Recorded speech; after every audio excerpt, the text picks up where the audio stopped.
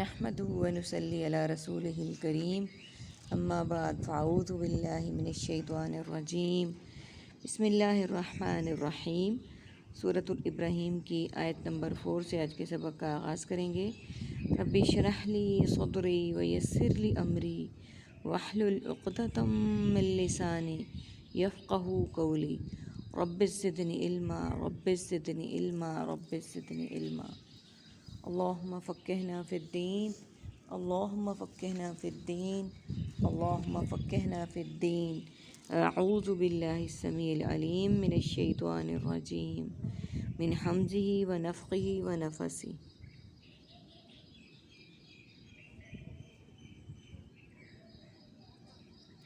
وما ارسلنا من رسول، اور نہیں ہم نے بھیجا کوئی رسول، الا بلسان قومہ، مگر اس قوم کی زبان میں، لیبین لہم، تاکہ وہ کھول کر بیان کرے ان کے لیے، ویضل اللہ من یشاء، پھر گمراہ کرتا ہے اللہ جسے وہ چاہتا ہے، ویہدی، اور وہ ہدایت دیتا ہے، من یشاء، جسے وہ چاہتا ہے، وہو العزیز الحکیم، اور وہ نہایت غالب بہت حکمت والا ہے۔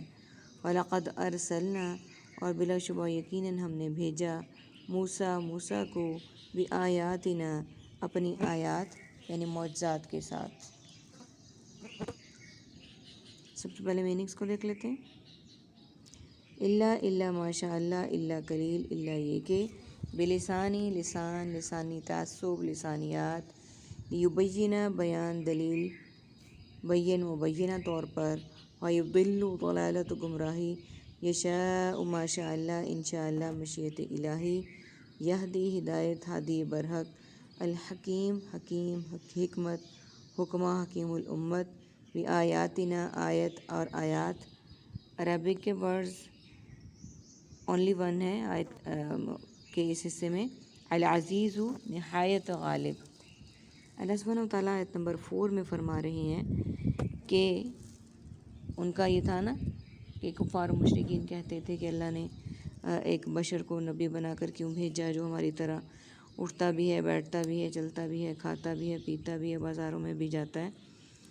تو اب یہ دیکھیے کہ اللہ سبحانہ وتعالیٰ اس کا جواب دے رہے ہیں کہ نہیں بھیجا ہم نے کوئی رسول مگر اس کی قوم کی زبان میں۔ اور ایک اور اعتراض جو تھا وہ ان ساری باتوں کے ساتھ ساتھ یہ بھی تھا کہ وہ عربی میں کیوں ان پر قرآن نازل کیا گیا۔ تو اللہ سبحانہ وتعالیٰ نے اس کا جواب دیا ہے کہ کسی قوم میں جو بھی میں نے رسول بھیجا نا، وہ اس قوم کی زبان والا ہی بھیجا۔ کس لیے؟ اس کا مقصد کیا تھا؟ تاکہ وہ کھول کر بیان کرے ان کے لیے جو بھی اس قوم کے معاملات ہیں۔ اسی لیے اللہ تعالیٰ نے قرآن پاک کو عربی زبان میں نازل کیا، کیونکہ اہل عرب کی زبان عربی تھی، اور عربی زیادہ فصیح و بلیغ زبان ہے۔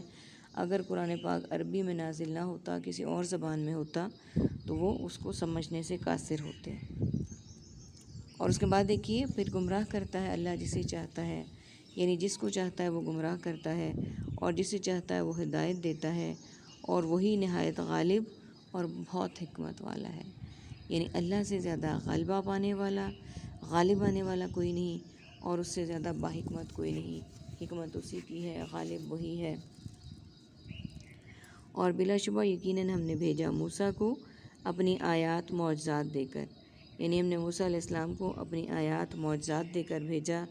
اللہ سبحانہ وتعالیٰ نے اپنی آیات بھی دیں، معجزات بھی دیے، جو کہ وہ قوم مانگتی تھی، نشانیاں دے کر بھیجا۔ کس لیے؟ ان اخرج قومک، یہ کہ تو نکال اپنی قوم کو، من الظلمات، تاریکیوں سے، الی النور، روشنی کی طرف، وذکرہم، اور یاد دلا انہیں، بایام اللہ، اللہ کے دنوں، احسانات کو، ان فی ذالک، بے شک اس میں، لآیات لقول صبار شکور، یقیناً نشانی ہے ہر اس شخص کے لیے جو انتہائی صابر، بہت شکر کرنے والا ہو۔ یعنی اللہ تعالیٰ نے کس لیے بھیجا نبی کو ان کے اندر؟ کس لیے کہ وہ نکالے قوم کے اندھیروں کو روشنی کی طرف، اور یاد دلائے انہیں اللہ تعالیٰ کے ایام کی۔ اللہ تعالیٰ کے ایام کیا ہیں؟ یعنی اللہ تعالیٰ نے قرآن پاک میں بھی اور اس سے پہلے تمام کتابوں میں بھی اپنے تمام قوموں کے واقعات کو لکھ دیا قوموں کی نصیحت کے لیے۔ یہ بایام اللہ یعنی وہ اللہ کے دن ہیں جس میں ان کو اللہ تعالیٰ کے احسانوں کو یاد کرنے کے دن ہیں۔ بے شک اس میں یقیناً نشانیاں ہیں۔ کس کے لیے نشانیاں ہیں؟ ہر اس شخص کے لیے جو انتہائی صابر ہے اور بہت شکر کرنے والا ہے۔ یعنی ان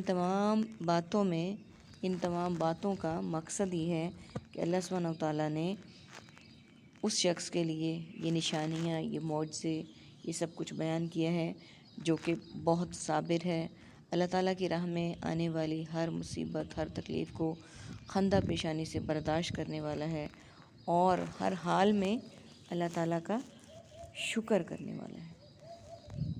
صابر بھی ہے، مشکلات میں صبر کرنے والا ہے، ثابت قدمی کے ساتھ گزرتا ہے اور ہر حال میں اللہ تعالیٰ کا شکر گزار بھی ہے۔ اللہ تعالیٰ سے دعا ہے کہ اللہ تعالیٰ ہمیں بھی صابرین میں اور شاکرین میں شامل کریں، بہترین صبر کرنے والا اور بہترین شکر کرنے والا بنائے، کیونکہ اللہ تعالیٰ نے صبر و شکر کرنے والے کے لیے بہترین اجر کا وعدہ کیا ہے۔ وَإِذْ قَالَ مُوسیٰ، اور جب کہا موسیٰ نے لِقَوْمِهِ اپنی قوم سے، اذکروا نعمت اللہ، تم سب یاد کرو اللہ کی نعمت کو، علیکم جو اپنے اوپر، اذ انجاکم جب اس نے نجات دی تمہیں، من آل فرعون آل فرعون سے، یسومونکم وہ سب پہنچاتے تھے تمہیں، سوء العذاب سخت برا عذاب، وَيُذَبِّحُونَ أَبْنَاءَكُمْ وہ سب ذبح کرتے تھے تمہارے بیٹوں کو، وَيَسْتَحْيُونَ نِسَاءَكُمْ اور وہ سب زندہ چھوڑتے تھے تمہاری عورتوں کو یعنی بیٹیوں کو، وَفِي ذَلِكُمْ اور اس میں بلاء آزمائش تھی۔ سب سے پہلے میننگس کو دیکھ لیتے ہیں۔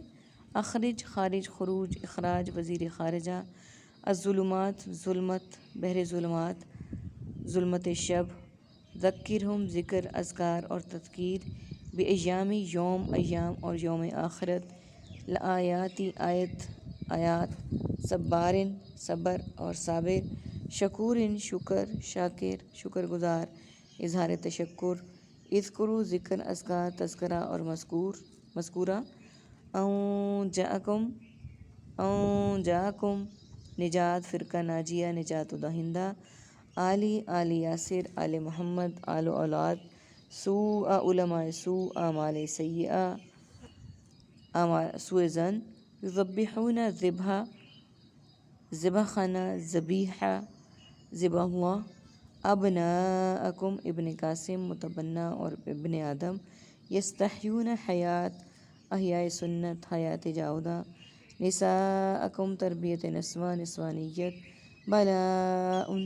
بلا ابتلا اور مبتلا۔ عربی کے ورڈز دیکھیے، یسومون وہ پہنچاتے تھے۔ آیت نمبر 5 الحمدللہ ہماری ہو چکی۔ اور جب کہا موسیٰ نے اپنی قوم سے، کیا کہا؟ تم یاد کرو اللہ کی نعمت کو جو اس نے تمہارے اوپر کی، اور اس نے کیا کیا؟ اس نے نجات دی تمہیں آل فرعون سے، وہ پہنچاتے تھے تمہیں برا سخت عذاب، اور وہ ذبح کرتے تھے کس کو؟ تمہارے بیٹوں کو، اور زندہ چھوڑ دیتے تھے تمہاری عورتوں کو بیٹیوں کو، اور اس میں آزمائش تھی۔